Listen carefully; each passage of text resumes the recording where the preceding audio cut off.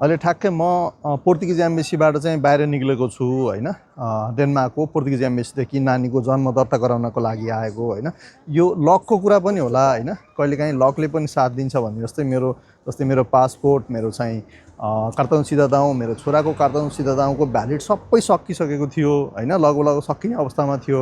अनि मैले यहाँ आएर मेरो चाहिँ यस्तो छ भनेर भनेको उनीहरूले चाहिँ सहर्ष बिना एपोइन्टमेन्ट नै काम गरिदियो आज है।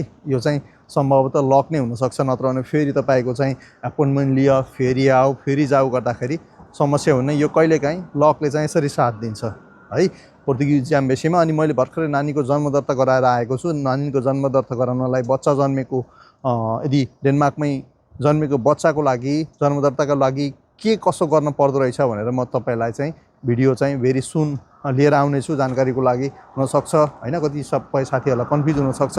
आज चाहिँ मेरो दिनलाई एकदमै लकी मान्छु है। सबै डकुमेन्ट्स आज एकै दिनमा सबमिट भयो है।